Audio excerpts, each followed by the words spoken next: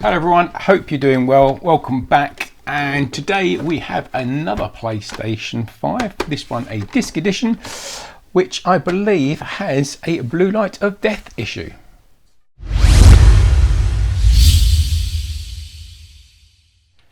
So let's give this one some power quickly and see exactly what it does. Right, so we've got some power, push the power button. Yeah, get a 1 second blue light of death. So this PlayStation 5 we purchased from a customer who visited consoletherapy.co.uk and sold us their faulty console. So if you have a faulty PlayStation 5 or a faulty Xbox Series model console, then we will purchase it from you directly via our website. You'll get a quote, immediate quote online to show exactly how much we will pay for you. I think for this one we paid her about 160, 170 pounds. But you'll get an instant quote customized purely for you, so you understand exactly how much money we'll give you. We arrange collection from your home address, so our courier or Royal Mail or one of the couriers will come and collect the console from your home address. No need to go to the post office, and then we will pay you within 24 hours as soon as we receive the console. So good way to make some extra money if you do not want to repair the console yourself. Right, so this one has already been opened. By the way, if they haven't been opened, we pay even more money for your console.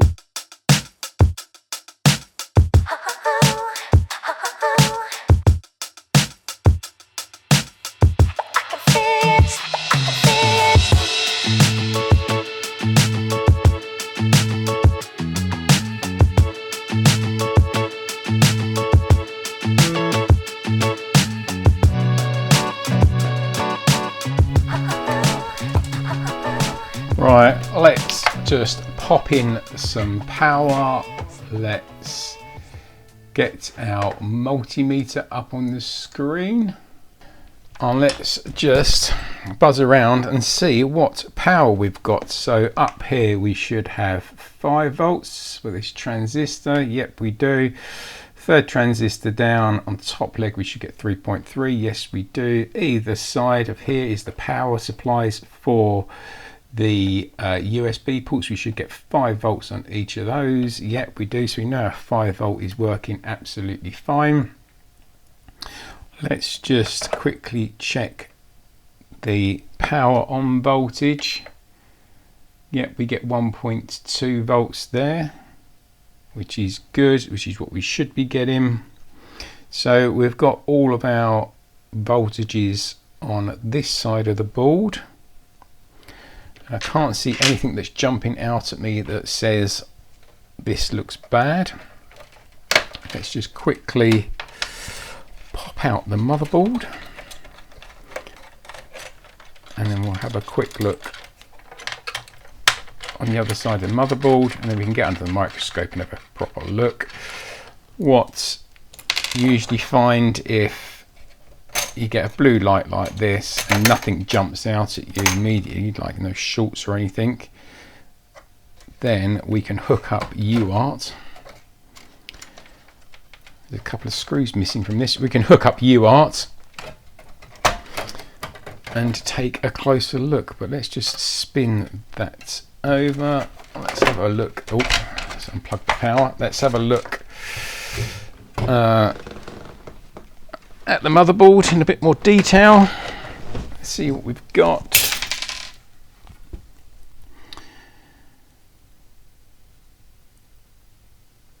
So I can't see anything jumping out immediately. There's no flux on the board as far as I can tell. Back around the south bridge, just around here, doesn't look like to be any flux. SSD controller hasn't been changed by the looks of it.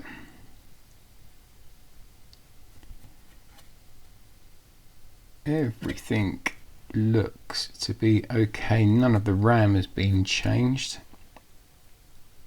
Has anyone tried UART on this yet?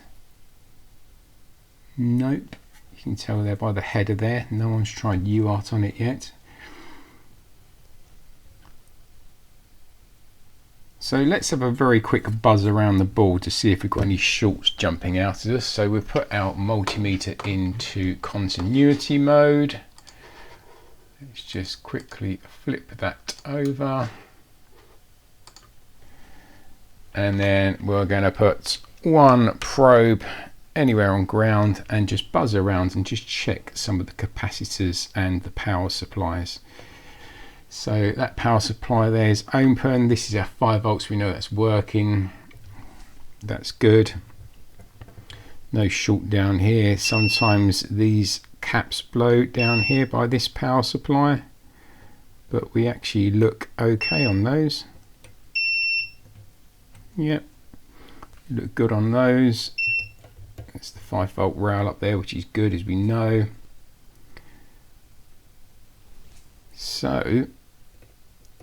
So far, so good. Nothing there. Again, we checked this circuit earlier and it was powering up, so I don't expect to find any shorts there. Nope, that's all good. Quickly check the back of the Wi-Fi IC. One side of the capacitor should beep and the other side shouldn't. So that's all good. Just checking the back of the retimer, HDMI retimer. That looks good. Let's check the back of the south bridge quickly. That looks good as well. So when you get to this stage, the best thing to do is connect up UART to test if there's any error codes, or to read if there's any error codes on the boot sequence, to see what's going on. That one will be shorted because it's the GPU or APU and RAM.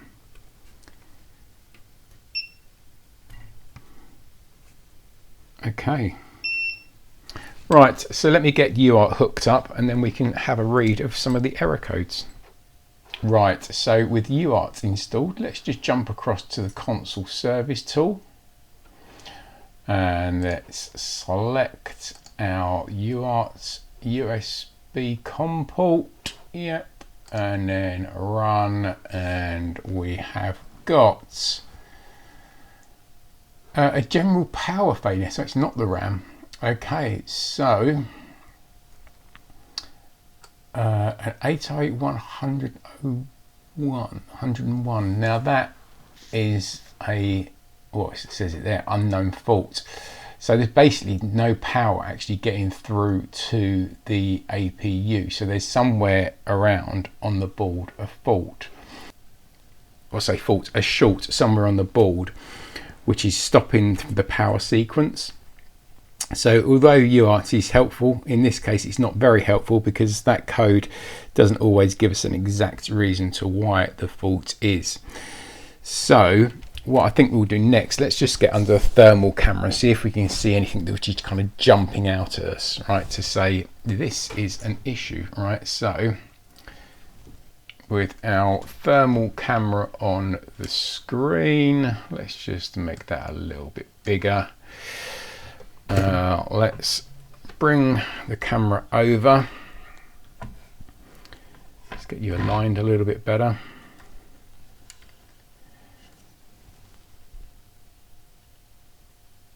Right, so you can see this is the back of the APU. You can see all the capacitors there.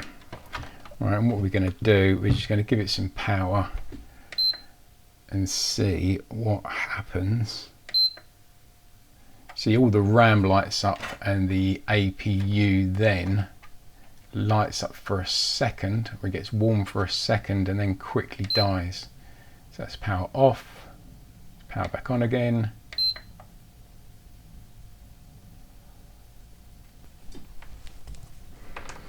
So just here, that's a reflection. You can see all of the RAM lighting up how it should. There's not one that's flickering on and off, right? And UART has reported to us that the RAM's not an issue anyhow. over here by this power stage, yeah, look, see that, right? So that's on a power off. So something's not quite right over here. Let me just try and get you in focus a little bit better. That's the Dialog IC. See it flashing just here. Keep your eyes there. That's power off. So why is that shorting during a power off sequence? Right, and it's just the corner of the Dialog IC as well. Right, let me just get under the microscope and I'll show you what I mean. Right, so here we are under the microscope, and just here is the Dialog IC. So that's a power phase IC, which is actually part of the, I believe, the SSD power up. So it's this top right hand corner of the IC that gets pretty warm pretty quickly, but it also shows a power off short as well, which is, that's just excess power. Right, so I don't think they're actually short. Yeah, see that? There you go. So that was just excess power, right? So those caps are not short. So there's no shorts around it, but that doesn't necessarily mean the chip's not bad. Let's replace that, right, with another Dialog IC and see if that changes anything.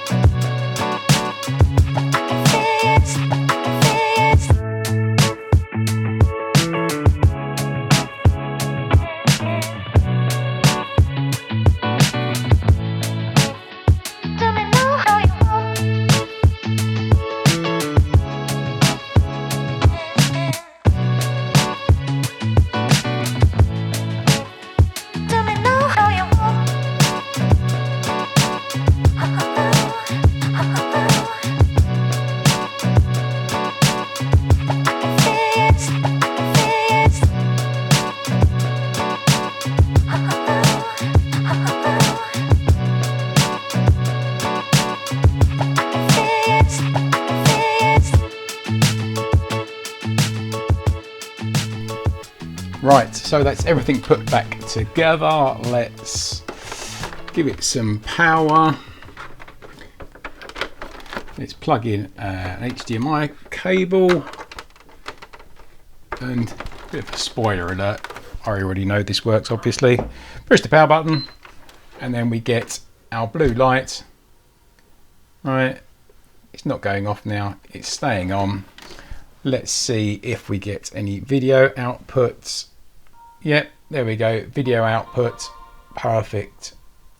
As I say, I just powered that on a minute ago to make sure it was working, and it is. So if you do have a faulty PlayStation 5 or an Xbox Series model console that you want to sell, please visit us at consoletherapy.co.uk and we will offer you an instant quote on how much we will pay for your faulty console. We'll also arrange collection from your home address, so there's no need to go to the post office, and we will make payments within 24 hours. So as I say, hope the video was useful. Just another one showing you how to fix a different type of blue light of death on the PlayStation 5. If it was useful, please consider giving us a thumbs up. That's always very much helpful. Thanks very much for watching. See you all again soon. Bye bye for now.